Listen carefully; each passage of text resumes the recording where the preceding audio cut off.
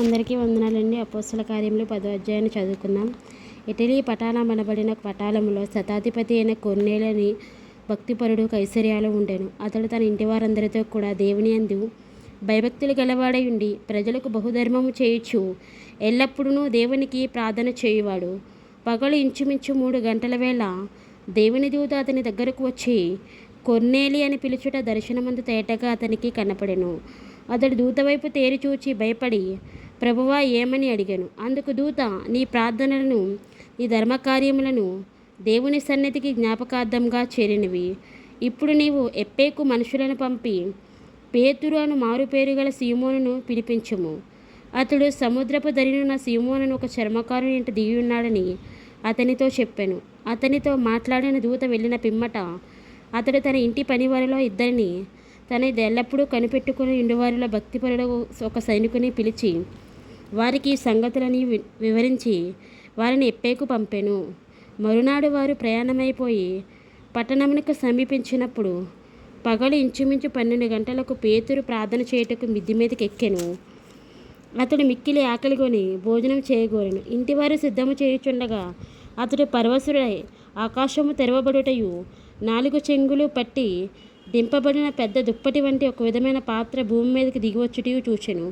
అందులో భూమి అందుండు సకల విధములైన చతుష్పాద జంతువులను, ప్రాకు పురుగులను, ఆకాశ పక్షులను ఉండెను. అప్పుడు పేతురు, నీవు లేచి చంపుకుని తినమని ఒక శబ్దం అతనికి వినపడెను. అయితే పేతురు, వద్దు ప్రభువా, నిషిద్ధమైనది అపవిత్రమైనది ఏదైనాను నేనెన్నడైనా తినలేదని చెప్పగా, దేవుడు పవిత్రము చేసిన వాటిని నీవు నిషిద్ధమైన వాటిని ఎంచవద్దని మరలా 2వ మారు ఆ శబ్దం అతనికి వినపడెను. ఇలాగ 3 మారు జరిగాను. వెంటనే ఆ పాత్ర ఆకాశంలోకి ఎత్తబడెను. పేతురు తనకు కలిగిన దర్శనం ఏమై ఉండెను అని తనలో తాను ఎటూ తోచక ఉండగా కొర్నేలి పంపిన మనుషులు సీమోను ఇల్లు ఏదని విచారించి తెలుసుకొని వాకిట నిలిచి ఇంటివారిని పిలిచి, పేతురును మారుపేరు గల సీమోను ఇక్కడ దిగి ఉన్నాడా అని అడిగిరి. పేతురు ఆ దర్శనం గురించి యోచించుచుండగా ఆత్మ, ఇదిగో 3 మనుషులు నిన్ను వెతుకుచున్నారు. నీవు లేచి క్రిందకి దిగి సందేహింపక వారితో కూడా వెళ్ళుము. నేను వారిని పంపియున్నానని అతనితో చెప్పాను. పేతురు ఆ మనుషుల ఎదుకు దిగివచ్చి, ఇదిగో మీరు వెతుకువాడని నేనే. మీరు వచ్చిన కారణం ఏమని అడిగాను. అందుకు వారు, నీతిమంతుడను దేవునికి భయపడువాడను యూదా జనులందరి వలన మంచి పేరు పొందినవాడనైన శతాధిపతి కొర్నేలి ఒక మనుషుడున్నాడు.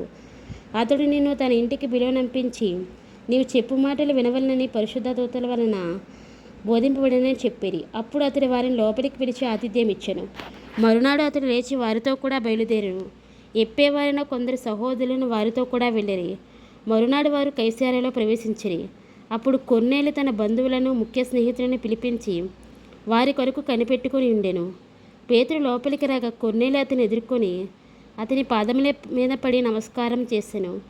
అందుకు పేతురు, నీవు లేచి నిలువుము, నేను కూడా నరుడనే అని చెప్పి అతని లేవనెత్తి అతనితో మాట్లాడుచు లోపలికి వచ్చి అనేకులు కూడి ఉండట చూచెను.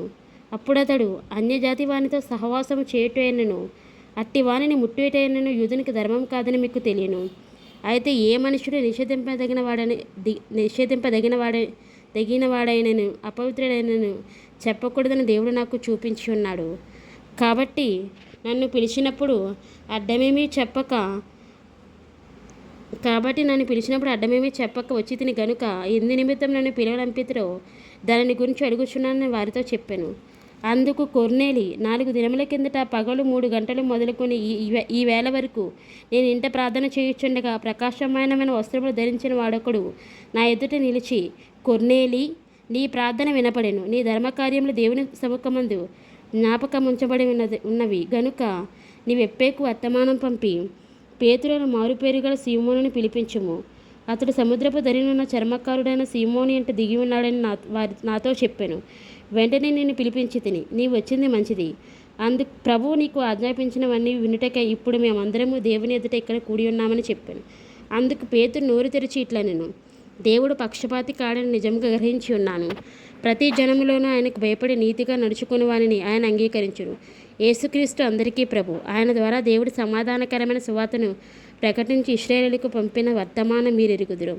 యోహాను బాప్తిసం ప్రకటించిన తర్వాత గలిలయ మొదలుకొని యోదయానంతటా ప్రసిద్ధమైన సంగతి మీకు తెలియను. అదేదనగా దేవుడు నజరేయుడైన యేసును పరిశుద్ధాత్మతోనూ శక్తితోనూ అభిషేకించినదే. దేవుడు ఆయనకు తోడయుండెను గనుక ఆయన మేలు చేయుచు అపవాది చేత పీడింపబడిన వారందరినీ స్వస్థపరచుచు సంచరించుండెను. ఆయన యూదుల దేశమందును యెరూషలేమందును చేసిన వాటన్నిటికీ మేము సాక్షులము.